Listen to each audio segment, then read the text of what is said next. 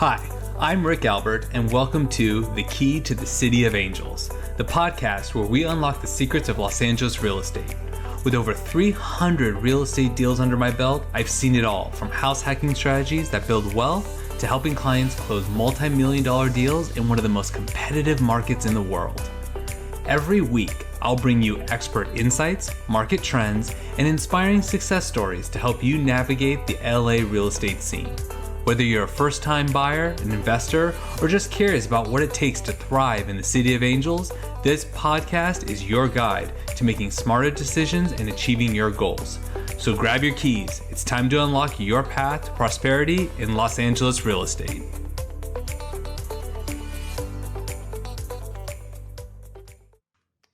Hey everyone, Rick Albert here with another amazing episode of The Key to the City of Angels. I have with me Chay Lapin. Thank you so much for coming on. Yep. Thank you guys.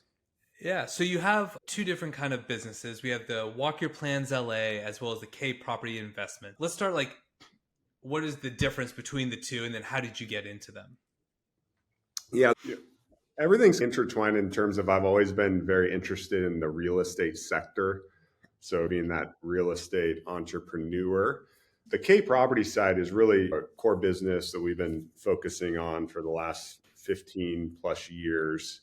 And that's ultimately an investment like private equity within real estate, where we work with high net worth investors and we manage a portfolio of commercial real estate assets, everything from residential to shopping centers and industrial. And I came across, we do some development both on the commercial side and on the residential side. And we came across the Walk Your Plans kind of technology and realized no one had it here really in the United States and here on the West Coast especially. And we thought that would be a great tool for us. And the Walk Your Plans ultimately is a visualization or immersive experience as you might be remodeling, developing any property type. And we just thought it was a neat thing for, again, our business. We work with investors where we might have an investment in Florida and we can now make an immersive experience to pitch our investment here in Los Angeles. I'm sure we'll dive into the different use cases, but that's how we ran into it. It's just a type of technology that benefited our core business, where we try not to style drift too much. That's been the leadership when I was growing up in the business world, is kind of focus in your vertical and get good at it and add things on that help your vertical. And so that's how that got integrated into the pie. Got it. It makes sense because you're like, I need this service anyways. I'm my own customer. Yeah. So exactly. Then to your point, now you have use cases like, hey, here's when we've used it. So the Walk Your Plans LA is somewhat of like renderings, but like a walkthrough.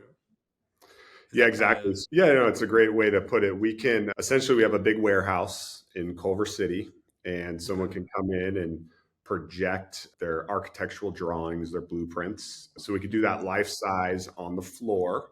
And then we have two big, huge, like movie screen type things. We call them our rendering walls. So on there, we can project life size renderings or elevations of cabinetry or window placements and whatever the client's needs are or what they have. We're adding in some 3D technology as well. But we have found the 3D technology, like with goggles, those are helpful, but a lot of people get dizzy in those. The technology isn't fully there yet to get your spatial awareness through that. And so really being able to stand and walk through the blueprint, we have people making on average 15 to 20 plus changes every time someone comes in and walks their plan. Or it sparks it sparks an idea or something like that for them. Sure. So and we always have so many change orders. Like I worked with the developer for a long time, so it's constant changes for whatever 100%. Reason. To your point, now all of a sudden there's a view that we didn't factor in. Maybe we want a larger window here instead. Yep. Yeah, exactly. Right. So typically, so we'll dive into that. When you do these renderings, I would imagine, correct me if I'm wrong, because just so you know, I'm a smartass, not know-it-all. You would do it before the plans get submitted to the city. Right? Ideally, so you can get those changes done. Yeah, and it's a great question because as we've only been really open to the public side, like for the last 3-4 months. Oh, And okay. so we were already in this process, like, for example, well before the fires happened in Los Angeles. Like, we didn't create this technology for that, but we're getting a lot of that inbound now that people are going through that process. We've even done some partnerships with LA City where they're pre-approved 10, 15 different plans. So you can come to our facility and check those out if you want to build faster, Oh, that's let's say. great. Yeah. But what you're saying is we had questions going, I already finished my plans and they're already in the conveyor belt at the city. Is it still worth it? And I think it is because, again, like you said, change orders. Yes, if you have to resubmit a component to the city and it delays you another month, that's still less costly than doing it 6 months down the line. And more importantly, there's a lot of non-structural things. Obviously, I'm not going to tell you what is approved and not, but being in the industry, Right. there's a lot of non-structural things like a kitchen island or the way you're going to position certain furniture or things that you wouldn't necessarily have to go in and do a whole bunch of stuff with the city on the change. And there's the biggest thing. My wife is a pretty large interior designer on that side. And I would say when you're building anything, whether it's commercial or residential, that's the easy part, building the walls, figuring out your layout to a certain degree. But there's about 1,000 other decisions that you have to make, from the color of the walls to your faucets to your tile on every bathroom to cabinetry. And that's where we've seen people walk through with their design team and walk room by room in our facility and take all the notes down and make all those decisions, because that's the real slowdown in the build process, is going, oh shoot, I forgot to order this, and now you're delayed by 3 weeks because lead times on a lot of materials, especially now with the fires in LA, that's going to create a lot of back order and a lot of things. Yeah. It's always interesting. I always tell clients whenever I do a remodel, like one of the first things you have to pick is like your shower valves. Yeah. And they're like, why? That's not till later. I'm like, but they need to know where to place the plumbing. And they're like, oh, Yeah, shit. exactly. Yeah. And they didn't think about it.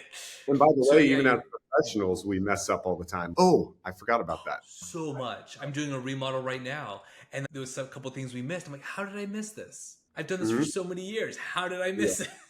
Yeah, exactly. So I think it creates some accountability for everybody in the process. It keeps every building is stressful. There's always going to be butting heads eventually, whether it's malicious or not. You're Sure. just everyone gets frustrated on the industry side and the client side. So keeping all the parties happy together on the same page, I think that's where this will become valuable. Yeah. We've talked a little bit on the residential side where people are remodeling a house, whatever. On the commercial side, I'm trying to think who would come to the facility outside of the builders. Would be like prospective tenants? Would they be coming in to be like, hey, I'm interested in locking this in before it's built?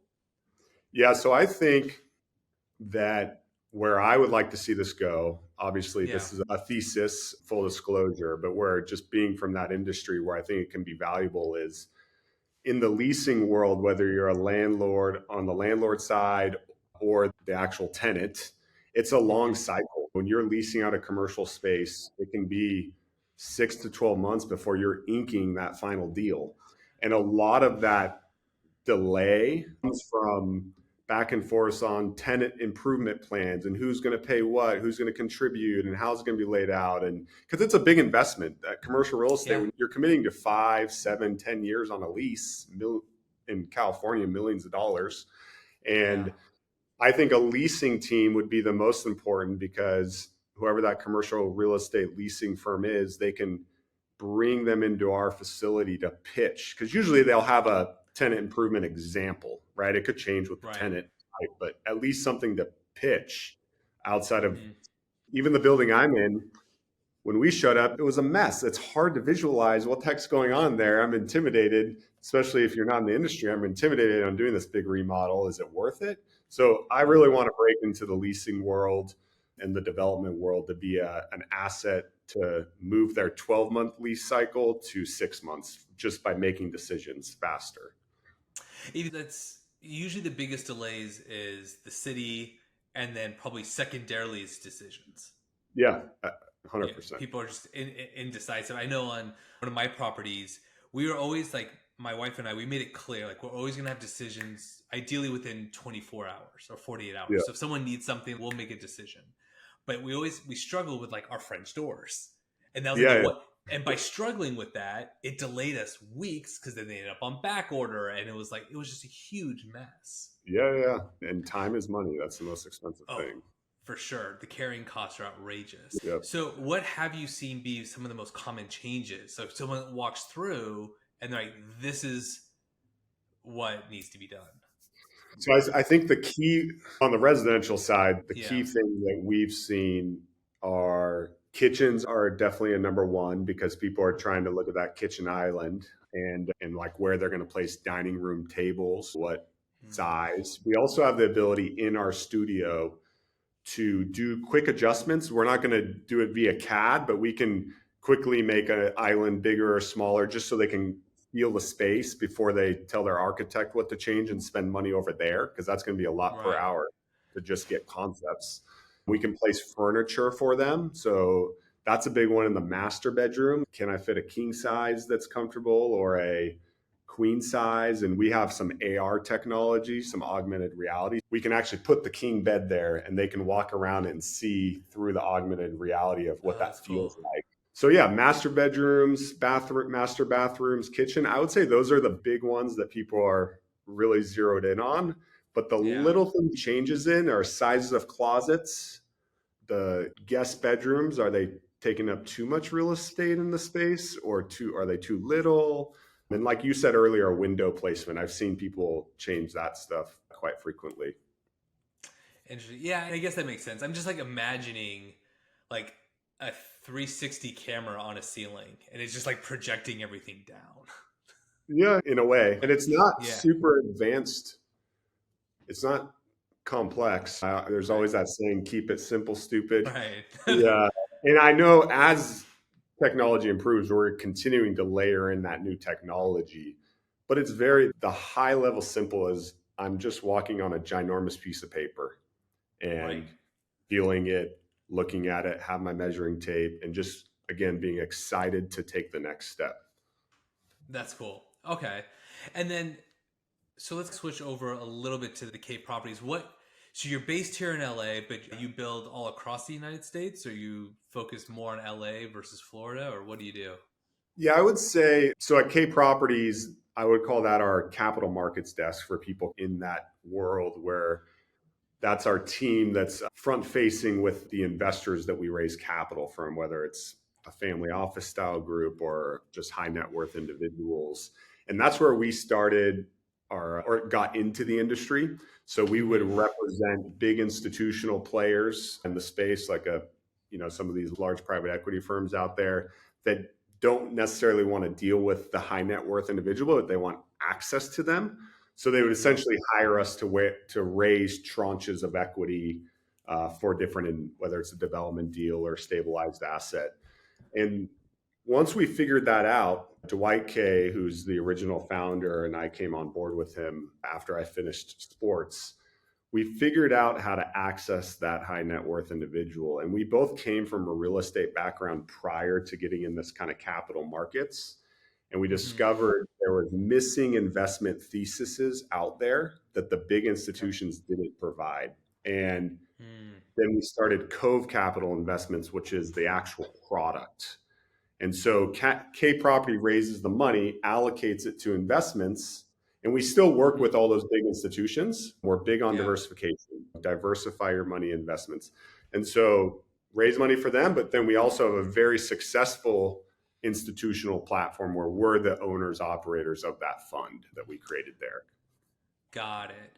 And then are you building, you Oh, mentioned like you build a little bit of everything, but is it mostly the commercial side versus residential? What are you seeing in that space?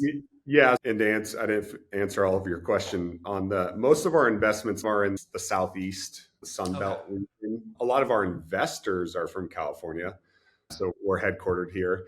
But a lot of people, not that I don't believe in California real estate, but a lot of people just don't, and that's where they want to be is in the Southeast. Hey, we always have a saying: if they're asking for a pepperoni pizza, give them a pepperoni pizza. So Look, a the lot, my investors are leaving California. A lot of them are. Yeah. And so that Our core assets are necessity retail. So that could be like Mhm. grocery anchored stuff or not luxury shopping, your everyday needs. And then we do a lot of industrial on the logistics side. So like FedEx type properties or small bay industrial, multi-tenant industrial. That's our Mhm. core portfolio that we manage. And then also Sure. multifamily, like Class A stuff. In California is where we do our residential development. So Okay. that's where we truly are building homes, either ground up luxury or just complete cosmetic rehabbing. And we do that internally within our different funds or balance sheets. Got it. How has, and I'm sure you've been asked this 100 times, measure ULA, because it's actually back in discussion Yep. because they failed miserably, in my opinion. Yeah. How have you, and for those listening, basically there's an additional transfer tax when you sell. I think now it's been inflated to like 5.3 million ish, I Yeah. think. And then anything over the 10 million mark. How have you navigated some of that? So we are blessed because everything that I work on is in LA County. And part of that's strategic too. So we avoid that Yeah. city issue. But the blessing was my core markets that I understand and that Mhm. I trust building or the assets happen to be in the county. But it Okay. has reduced. I see a lot of opportunity in the city areas. Like I lived in West LA for many years. I know a lot of developers out there that are getting slaughtered by I that. know. And I think it's killing them 1,000%. It's hurting a lot of, because you got to remember, it's not just this tax was, I forget what they called it, the million, what is the actual Oh, name the of mansion. They call it? it the mansion Yeah, yeah. tax. So Yeah. yeah, you're going after on paper to the visual of the voters that, oh, we're just going after the big mansion. This also affects other commercial real estate I was going to in, bring that up next. So there you go. if you're Yeah. trying to improve a dilapidated building and you're a developer, you're not going to do that anymore. So now we're just going to keep seeing neighborhoods decline and landlords not putting in money, or every time a transaction takes place, generally the new landlord improves the building or property taxes go up for the city. You're just going to see all this stuff start to deteriorate. I think it's a falling knife if they don't change things sooner than later. Yeah. UCLA came out with a study. It's something like development's down by 18%. That's Mhm. like almost 1,900 units a year Yeah, it's that's pretty not crazy. being developed. Yeah. And then the whole point was to develop affordable housing with that money, but then the city's not developing enough. So it's Yeah, just totally backfired. it's weird because I hadn't really dove into it because I'm just not being affected by it. But if you think about it, the city is where most, or stuff under the city umbrella is where I think the most improvement or need is. Like county, those are a lot of the actual affluent communities, whether it be, I think Malibu is county too, right? So it's Right. not Yeah. so the actual big mansions. A lot of these are not Like Beverly Hills, like where I'm Culver at City's even get out. in the beach cities, like Manhattan Beach. All this area is Mhm. an under city, so we're not being affected by that. So they hurt the one area that needed it the most. Oh, that's interesting. Because you're saying basically most of the single family home development, at least on that side, these mansions aren't really in LA. There's some in the Hollywood Hills, some in the Yeah, better I streets, would but the go. Yeah, bulk of it is in areas that aren't affected anyways. yeah, exactly. So it would have been better if the county attacked all that because that's where most So of we the don't want them wealth. listening in on my podcast Yeah, because if they yeah, hear yeah.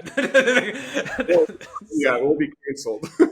yeah, fair enough. Yeah, even on the development side, you've done mostly the single family here, out of state, mostly like the industrial, all that. You've also been doing a lot of 1031 exchanges where you're facilitating the money elsewhere. What are some of the trends that you've been seeing? Yeah, when you talk about people getting out of the California of the world, because there's California, New York is another big one where a lot of people are exiting or at least changing their residency. And so on the 1031 side, that's where we see a lot of the transactions, people just getting out of their real estate in California and moving it elsewhere. And our vehicle is a great way for them to diversify. But the thing is, California real estate, at the end of the day, it's probably going to be fine, like from a Oh, yeah. value standpoint. Yeah. a lot of them, because expenses went through the roof or rent control, they're asset rich. So like they've built an incredible wealth within their asset, but they're cash flowing at like 1% when you actually break it all down. And so I would say out of all of our investors, and we have, I think, over 4,000 clients actively with us, and a large amount of those are the New York, California type. Most of them were not making more than 2% on their assets. So they're at a stage in their life. These people have built an incredible wealth. Now they're at or near retirement and they're only making 1 or 2% on their money. They're cashing out not only to get out of California, but just to create a better income stream elsewhere. Yeah, you're not going to appreciate as much in the Southeast, but you could still find stable stuff that produces a cash flow. I own pretty much all my investments now are out of state. Yeah. And yeah, that's what I know. It's like I have a couple in Alabama. It's, okay, do they cash flow? Yeah, they're there. The gradual 3%. But I also like, me personally, that's also why I like multifamily. Yeah. So the dollar amount's bigger there versus here. Yeah. But everything I've been reading, whether it's Jay Parsons, one of the economists, or just in like common sense, is that it's mostly policy driven. Yeah. Is why they're leaving. Yeah. Otherwise, Southern California has some of the best metrics you can think of as far as investments are concerned, even from a weather standpoint. Yeah, 100%. That's why we still are comfortable developing the luxury. Like I focus on the luxury price point because those people are willing to pay the sunshine tax, which includes everything you just said. Yeah. When people have asked me, it's like, why is Southern California so expensive, or rents or home prices? I said, look, where in the world can you go surfing in the morning and that same afternoon go snowboarding? Yeah. Fair enough. Right? Like where? And there's a premium for it. Like we have to check our egos when people are like, no, we should have cheap rent. No, you can go to Universal Studios. The trick is to pay a little extra, get there at 8 a.m. You're done by 10 a.m., drive down, do like a haunted Halloween at Disneyland. Like you can totally deck out your day. Yeah. So then most of them, and then in terms of like financing, because one of the big things with real estate is a lot of the money's actually made, an argument can be made, most of the money's actually made in leverage, right? Because you have $1 million asset, it's 3% appreciation, that's 3% on the million, but your cash on cash might end up being 18-ish%. What have you been seeing or doing in the debt sector? Yeah, so we on our operating side, so I mentioned we have the Cove Capital side. We've been pretty focused on that on the debt-free side, which I'll explain in a second. But we still raise, when someone comes to us for the exact reasons that you mentioned, hey, I want to utilize debt for the potential benefits of cash on cash or depreciation enhancement, we still raise a lot of money in a debt product. At the end of the day, when we're in today's marketplace, right? Today with the higher interest rates, you're not getting that same arbitrage on the cash flow that you were 3 or 4 or 5 years ago. And so really, what's the benefit of debt? It could maximize appreciation, but how much? We're still at peak pricing and arguably in certain asset classes. And then the tax benefits. So yeah, if you're a 1031 exchange investor and you fully depreciate your asset and you want some more basis, maybe adding some leverage in there. But the way we work with our clients is someone shows up with X dollar amount. They might need to replace a certain amount for 1031 exchange rules. But if they want to take on more, we just would recommend maybe don't go all into that strategy, because anybody who loses money in real estate, for the most part, it all came back to the debt. Either they had the loan coming due and they couldn't refinance it, or they couldn't qualify again for the debt, or whatever it might be, or they triggered something in the loan documents and boom, yeah, you had great cash on cash and it was all great till it wasn't. And that's exactly what you're reading about in the paper today. Look at every major institution that uses debt. They're handing back keys, mitigating their damages. I've noticed that. Like people have asked me about foreclosures because obviously it's slowed down. But I've noticed anecdotally, I'm not really dug into it, but I'm seeing a lot of bank-owned properties in the MLS, but they're in the multifamily sector. Yeah. I'm not seeing it really as much in the single family. Yeah, it's probably because I think from the 08 cycle versus the last cycle, the banks underwrote the individual buyer better. Yeah.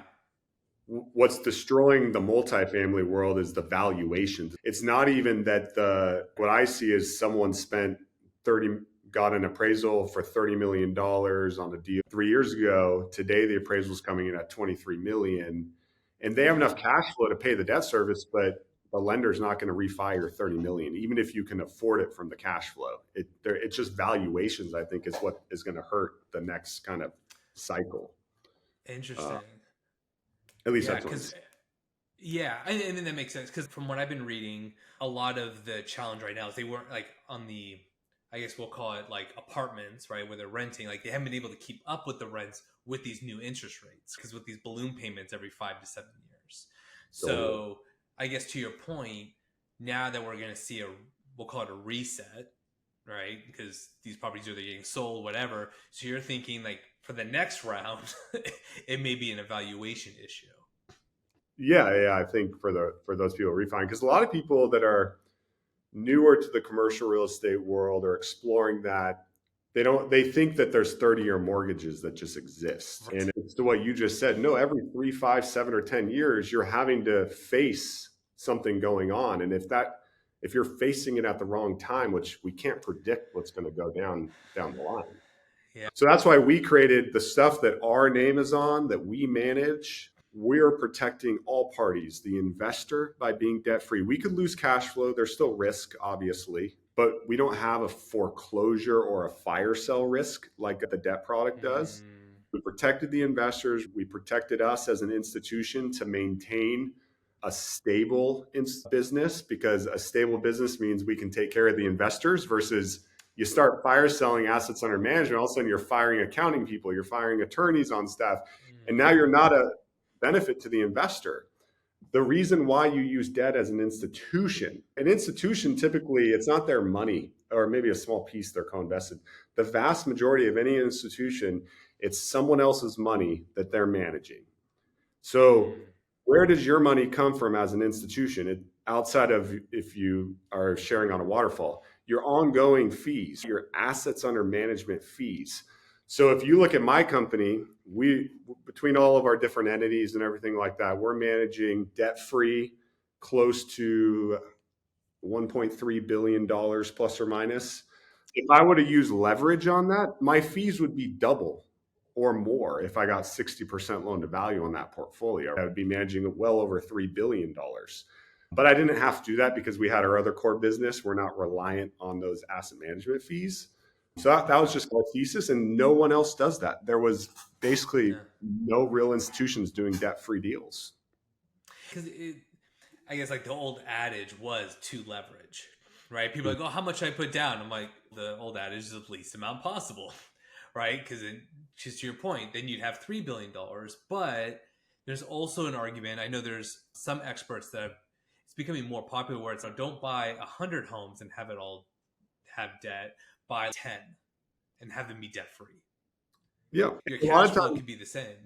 But a lot of times in markets like a California or New York, where real estate's expensive, to get anything of quality, you're going to spend a good chunk of money. So most people don't have $3 million just liquid. They might be worth a lot more, but liquid to buy that. They're forced to use leverage to get a quality asset. What we're providing as a syndicator essentially is access to the quality asset at any price point that you want to invest in. So it gives, now you can stay debt free.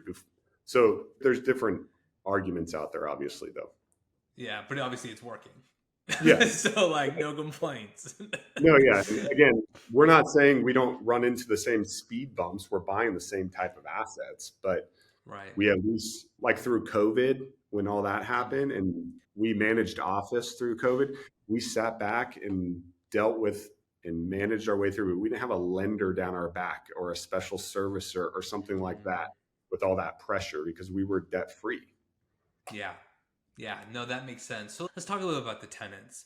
People were going to the office, great, life was whatever. COVID hit, people are like, oh no, I can work from home, save some money by either having no office space or smaller office space because they still want the address. Yeah. Here we are 5 years later, 5.5 years later. What are you seeing now? So I think it's industry to industry, obviously. There's certain industries that work well as remote. But most core businesses, like on most of our properties, we're dealing with generally larger companies. If we're talking about office space, we're dealing with big corporations where the address is still important or there's still some collaborative need. I would say there's still hybrid. A lot of the people are coming in 3-4 days a week.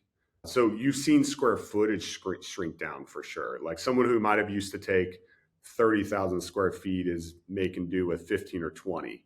So what that's forcing us to do is maybe convert into more multi-tenant buildings, diversifying where they might have been a single tenant building in the past. But it's industry to industry. Like our industry, we dealt with tax and money. We were exempt from the shutdown in California.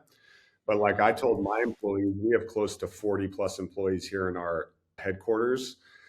And we gave it optional. The first couple of weeks of COVID, everyone was staying remote, excited. And then if you got families and or you just live alone, you get bored eventually.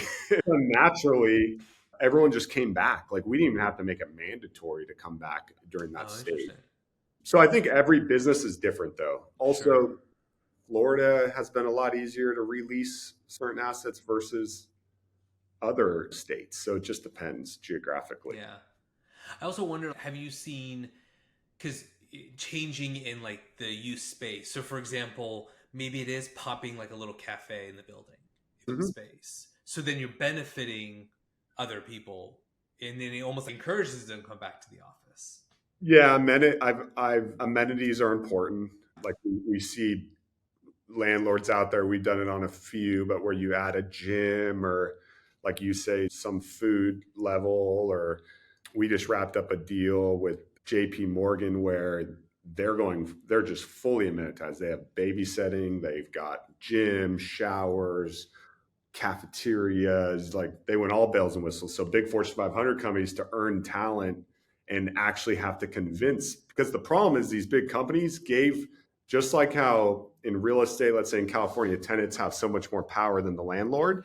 The big corporations that decided to, during COVID, basically gave all the power to the employee, good and bad stuff. And I don't think their intentions were bad by any means, but all of a sudden you got to convince that whole crowd to come back without going, it's mandatory, and then they just quit or something. There's like a balance as a business owner. I think the amenities are really important in the Class A office space to these tenants.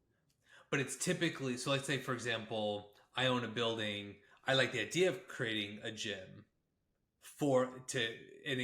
but would it be more of like the tenants would rent that space out and convert it themselves? Is more what you see versus the owner doing it?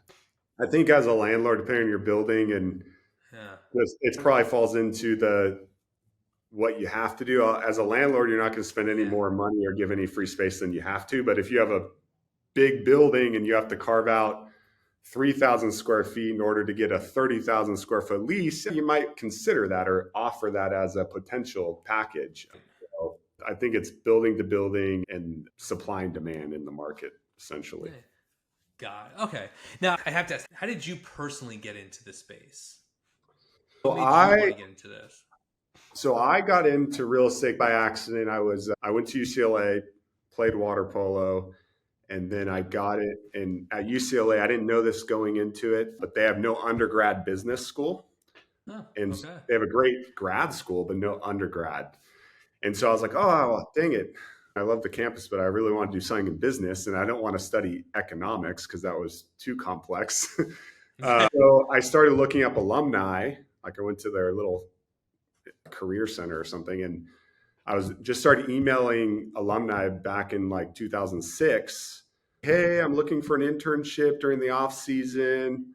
I'll work for free. Can I take you to coffee or lunch? And one guy replied like, yeah, let's grab dinner. So I just went. And he worked in real estate. They did a lot in the multifamily sector. And so I just started, I would practice in the morning. Don't tell UCLA this, but I would practice in the morning and finish around 10 a.m. And then I would get changed and get in my suit, intern attire, and I would ride my scooter to Beverly Hills, and I would work there all day, and I wouldn't go to class. And I would just go to class if we had a test. And I did that through college, and he gave me a really good opportunity to just get exposed to all the different verticals like asset management type stuff, property management, evaluating value add. And to shorten this up real fast, I met Dwight Kay in that process, like back in 2007, I think it was.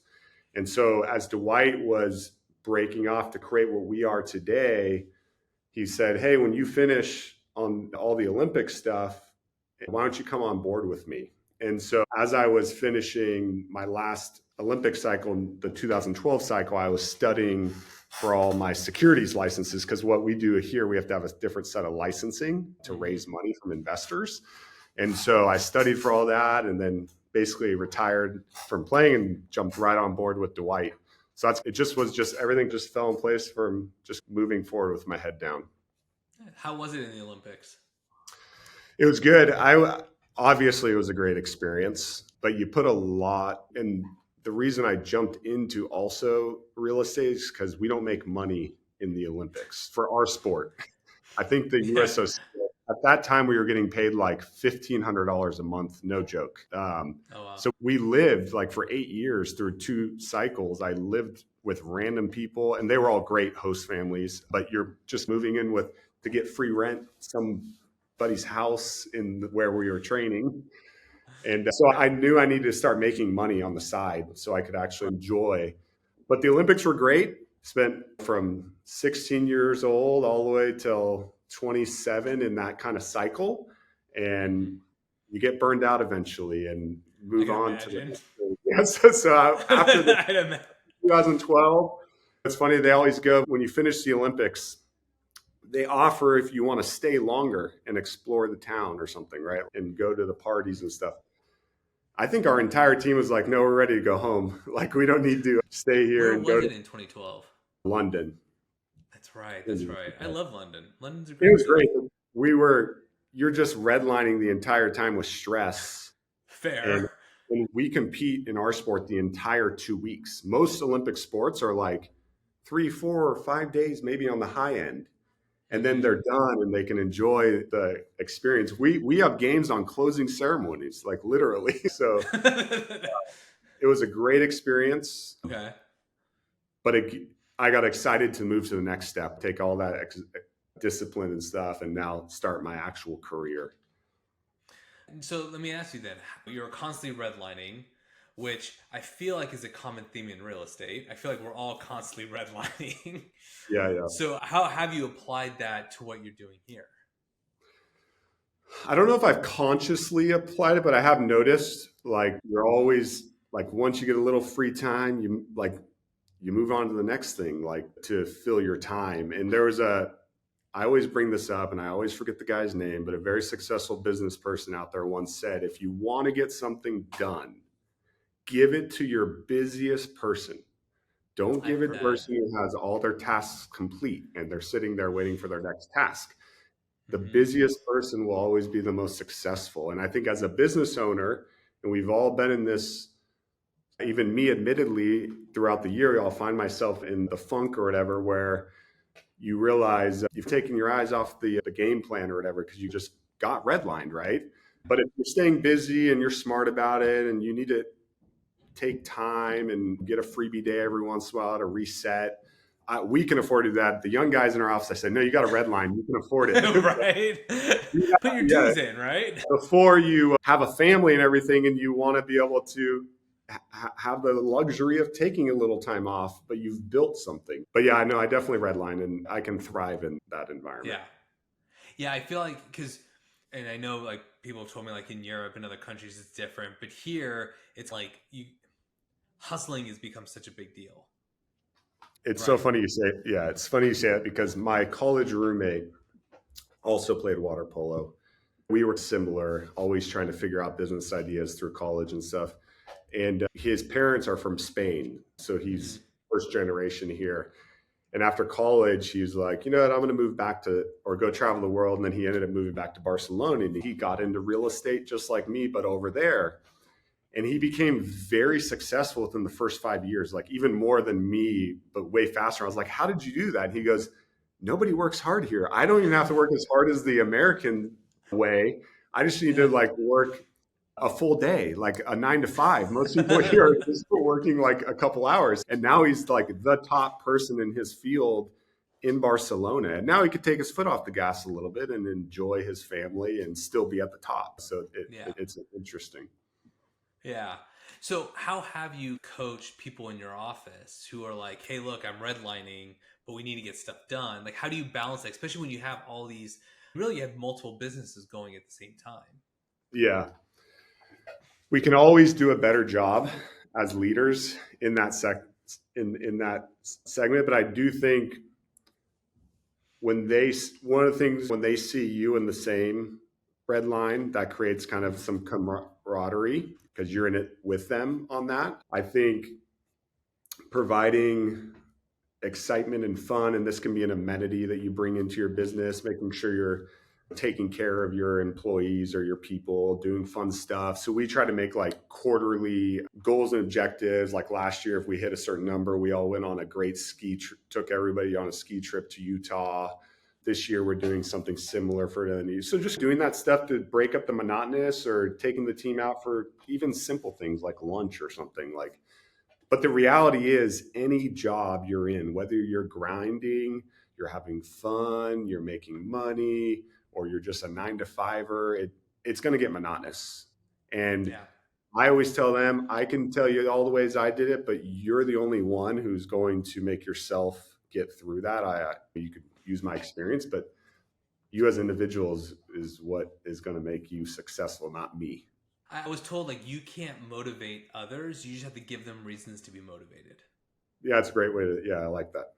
Yeah. I remember I work with a lot of investors, but a lot of like beginner investors who like want to get right into it. Yeah. But then some people I meet and they're like, how do I get into it? I'm like, okay, there's house hacking, there's this, there's that. There are like syndications, whatever. And then they're like, I want to do something where it's like 100% seller financing and I want to do this. I'm like, okay, do you have experience? No. Do you have any money? No. So why would anyone do seller financing with you? Yeah. And then they're just kind of like pausing because the problem is, especially in real estate, people read online, they watch the videos of all these people doing so well, but they don't understand the grind that happened behind the scenes. 100%. Yeah, like I say that all the time, and you can tell now, and I'm sure you can. It's kind of like back when I coached water polo and I was trying to also make a side hustle.